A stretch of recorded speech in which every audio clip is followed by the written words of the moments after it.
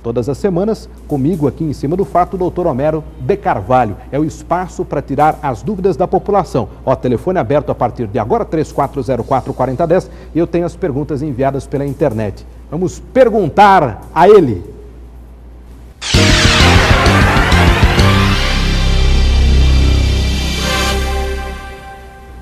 Chegou a hora de perguntar ao advogado, doutor Homero de Carvalho. Alô, doutor Homero, boa tarde. Olá, Tiago, boa tarde. Novamente estamos aqui nesse serviço que você presta tão bem à população de Limeira e toda a região. Pergunte ao advogado, as pessoas têm essa dúvida a respeito do direito de família, de trabalho, a respeito do direito civil, do INSS. Então estamos aqui para cooperar com essas pessoas, desse programa que já é audiência total neste horário em nossa região, Tiago.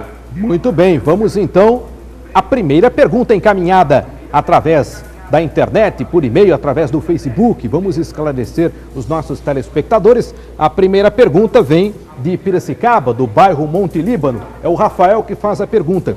Estou com o meu nome sujo e penso em contratar uma dessas empresas que limpa o nome no SPC e no Serasa. Esse tipo de empresa é segura? Pergunta o Rafael, bairro Monte Líbano, Piracicaba. Ele entra nessa ou não entra nessa, hein, doutor Homero? De maneira alguma, não entre nessa. Não existe mágica para tirar seu nome do SPC ou do Serasa. Você mesmo pode dirigir-se à associação comercial e lá vão informar você como deve proceder. O Serasa, em algumas cidades, ela mantém um posto de serviço. Se você já liquidou a sua dívida perante o credor, ou seja, aquele que o negativou, então você deve pegar uma prova de que você liquidou esta dívida, ou no fórum, se tem uma ação judicial contra você e esta ação já foi extinta, peça uma certidão e vá até o Serasa ou vá até o SPC. Estas empresas oferecem milagre. Milagre ninguém faz. Te cobram caro, muitas vezes são empresas que não têm a mínima credibilidade, então não caia neste golpe. Faça você mesmo. É o tipo de serviço que você não precisa de intermediário. É tipo aquela coisa, Tiago, é tipo aquelas pessoas que se oferecem para resolver o problema de DPVAT. DPVAT não precisa de intermediário. Não caia em armadilha, Tiago. Muito bem, importante essa orientação, porque às vezes a pessoa vai na empolgação, legal, a empresa vou limpar meu nome, e é fria, como o doutor Homero está orientando. Vamos para o telefone aí, pergunta no telefone. Alô, boa tarde. Alô. Oi, abaixa o volume da sua televisão aí, por favor. Pode tirar o volume da sua televisão, você ouve só pelo telefone só. Quem está falando aí? É o Carlos. Ô Carlos, você fala de onde? Eu falo do Jardim Boa Vista. Jardim Boa Vista, em Limeira. Isso. Gostaria de fazer uma pergunta para o doutor. É que eu já estou afastado faz 8 anos do NPS por invalidez. E disse que de primeiro quem ficasse até 5 anos afastado, disse que ou aposentava ou dava alta, e disse que agora passou para 10 anos isso aí. Eu gostaria de saber, porque o médico já falou para mim que meu caso não tem jeito mais, mas eu não aposento porque eu sou muito novo. Eu tenho 45 anos. Muito bem, muito obrigado. Realmente, não é porque você vai aposentar por invalidez, é uma coisa. Se você vai aposentar por tempo de serviço, é outra coisa. Deve estar havendo algum mal entendido nessa questão. Eu aconselharia você a procurar o INSS para esclarecer se você realmente está inválido já definitivamente para laborar, ou seja, para trabalhar, então você tem direito a esta aposentadoria por invalidez. Agora, se você não está inválido, se você ainda pode trabalhar, então você tem que ser uma aposentadoria por tempo de serviço.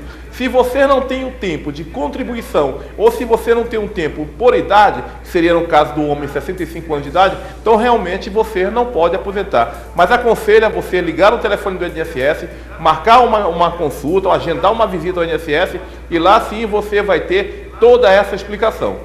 Muito bem, orientações importantes aí para os trabalhadores, para as pessoas que se aposentam, se afastam.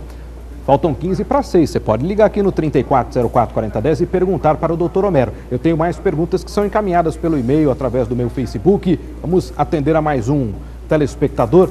taca a pergunta aí, mais um questionamento. Se o pai da criança se recusar a ir ao cartório para registrar o filho em seu nome, o que a mãe deve fazer? A pergunta vem lá do Jardim Console, é a Simone, Jardim Console, em Limeira. Então o pai da criança não quer ir no cartório para registrar o filho.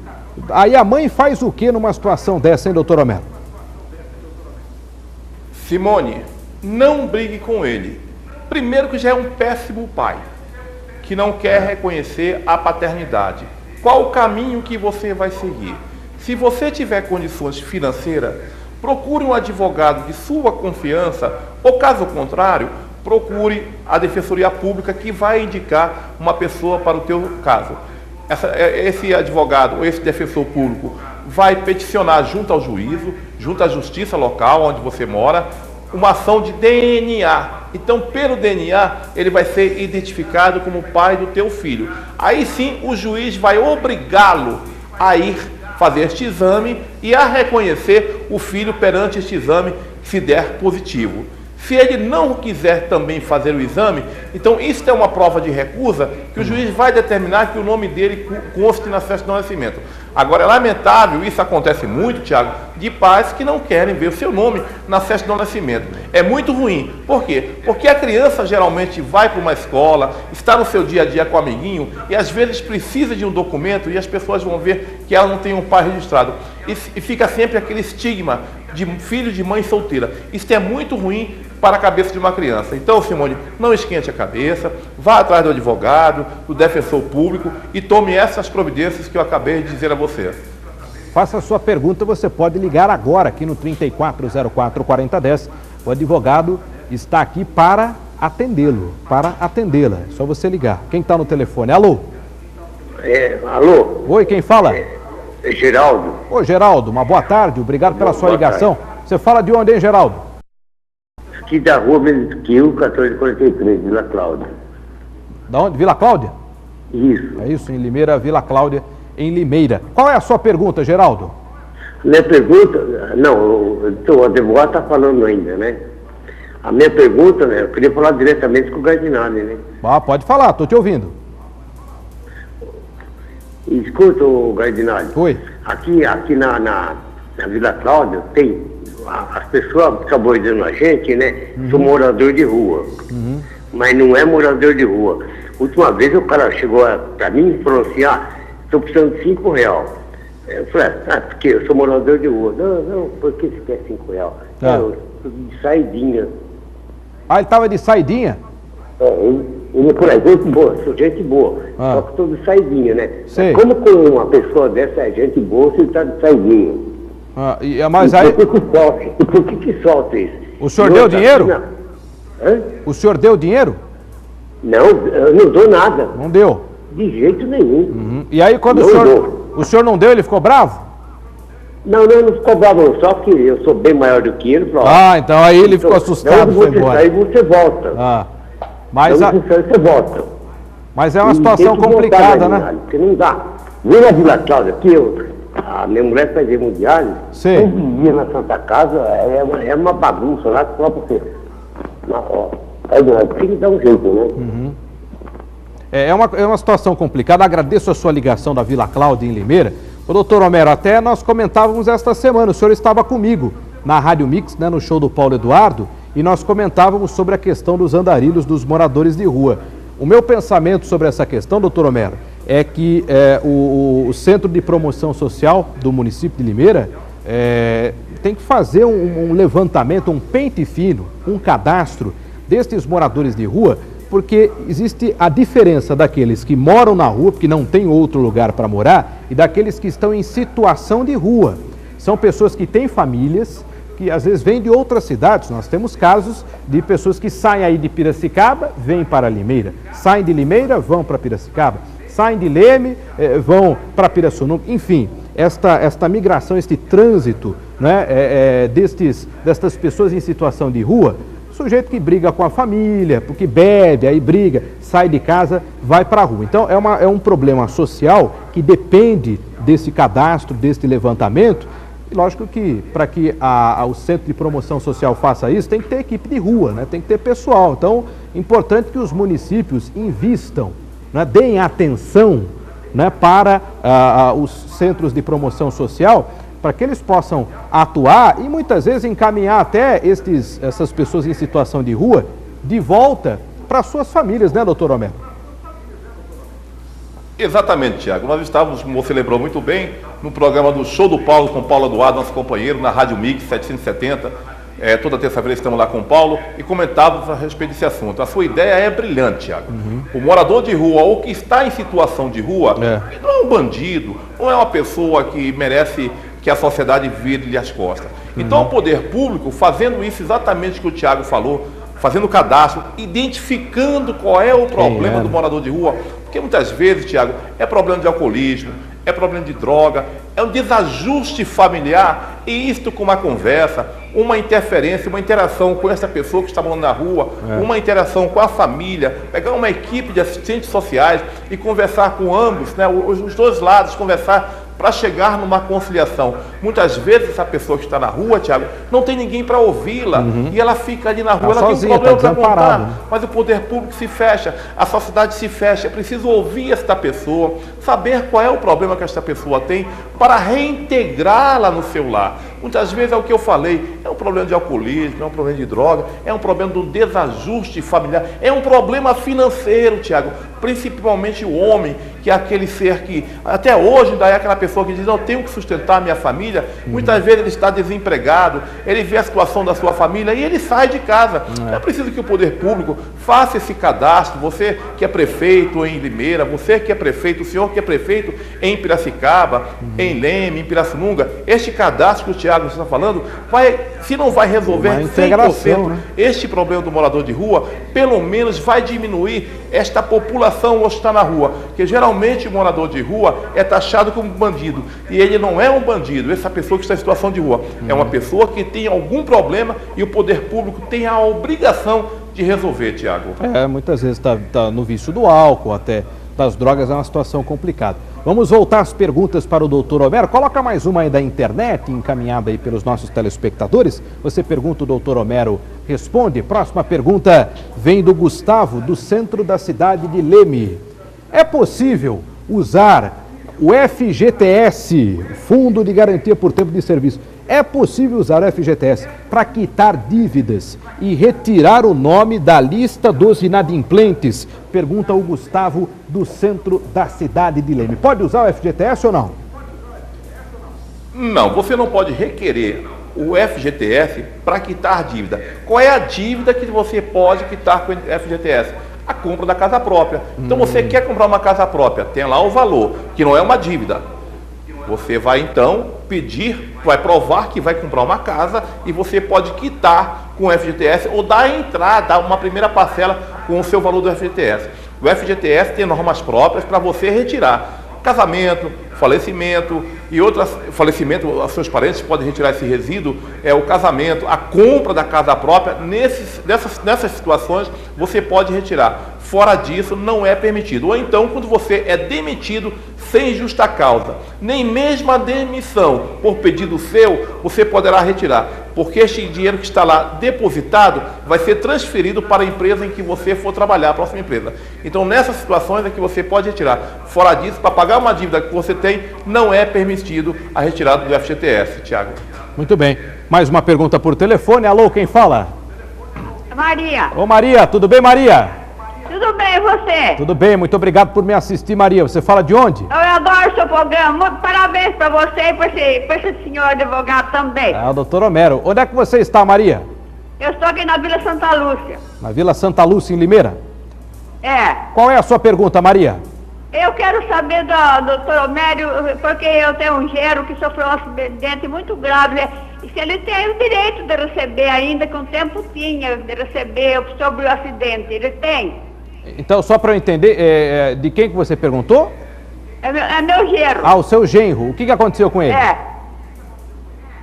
E ele sofreu um acidente muito grave, ele ficou 1 ano e 4 meses, passou por 3 cirurgias, afastado, agora teve que passar por outra vez, fazer exame, porque infeccionou a cirurgia da coxa inteira. É outro nome que tem, mas eu estou falando coxa. Não, tudo bem, mas aí ele estava trabalhando e ficou afastado. Ficou afastado, estava trabalhando, ele trabalhava em Paulínia. E você quer saber se ele tem direito? O direito de receber. Nesse período que ele ficou afastado? Sobre o acidente. Ele se acidentou no trabalho. No trabalho. Entendi. Agora eu entendi. É um acidente na firma onde ele trabalhava, ele se acidentou. O carro deu perda total, ele quase morreu. Entendi. Um acidente de trabalho, doutor Homero. Isso serve para muitas outras pessoas que estão nos assistindo, né? Questão de acidente de trabalho. Me parece, Tiago, acho que deu para entender aqui, que é acidente automobilístico, porque ela acabou de falar que o carro teve perda total. Certo. Me parece que é isso. Mas eu vou explicar, até para facilitar para a dona Maria. Muito obrigado pelos elogios, dona Maria. Esse é o papel da televisão, principalmente da nossa televisão Mix, e o Tiago faz muito bem isso, em trazer esclarecimento à população. Dona Maria, se for um acidente de carro, a senhora deve procurar o proprietário deste veículo, ou se é o seu genro proprietário, e com um documento tem um DPVAT. O DPVAT é obrigado a pagar uma parcela por este tempo que ele ficou parado. Então a senhora tem que pegar tudo isso aí, tem que pegar o laudo lá do hospital onde ele teve o problema, toda aquela documentação, vai juntar toda essa documentação com um documento comprovando o DPVAT do carro e vai procurar um escritório de uma seguradora. Qualquer seguradora vai fazer isso para a senhora, de graça, não procura intermediário. Então a senhora pode sim, pode ir atrás, procurar através do DPVAT para receber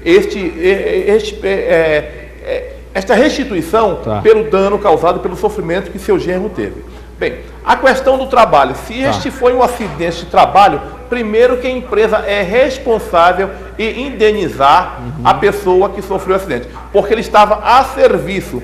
E digo-lhe mais, dona Maria, se o seu genro estava a caminho do trabalho, então também a empresa é responsável em indenizá-lo. Ele pode procurar a empresa ou ele pode procurar um advogado que vai peticionar junto ao Poder Judiciário para que o seu genro seja indenizado. E, ao mesmo tempo, ele pode procurar o INSS para ver a situação dele desse tempo que ele ficou parado.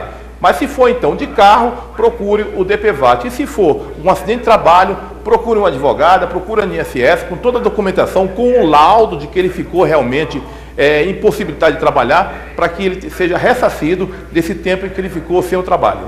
Muito bem. Se você tiver alguma pergunta, você pode encaminhar para o meu e-mail, gardinalha@emcimadofato.com.br, e também para o meu Facebook, o Facebook do Tiago Gardinalha. Anote aí, qualquer pergunta que você tenha para o advogado, é só você encaminhar e nós faremos aqui todas as quartas e sextas. Pergunte ao advogado com o doutor Homero de Carvalho. E a última pergunta de hoje, doutor Homero, está chegando por telefone, está chegando no Facebook. A pergunta é, doutor Homero, qual é o endereço do cabeleireiro que o senhor foi hoje para fazer essa escova que deixou o seu cabelo tão bonito aí? Qual é o endereço do cabeleireiro, hein, doutor Homero? Olha, Tiago, com todo respeito, eu tenho muito respeito por um apresentador de TV que é do SBT, né, que é o Silvio Santos. Eu também corto meu cabelo no Jaça. Ah, que bom. Só que é o Jaçanã aqui de Piracicaba. Ele corta no Jaça, em São Paulo.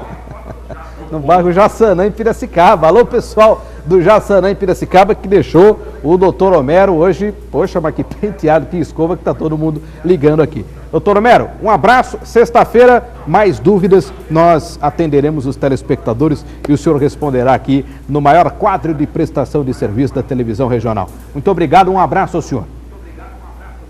Grande abraço, Tiago. Até a próxima sexta-feira, às 17h30. Estamos aqui de volta com você. Muito obrigado ao espaço que você cria hoje na televisão regional. Esse espaço é fundamental para que a população seja esclarecida do seu direito. Grande abraço, Tiago.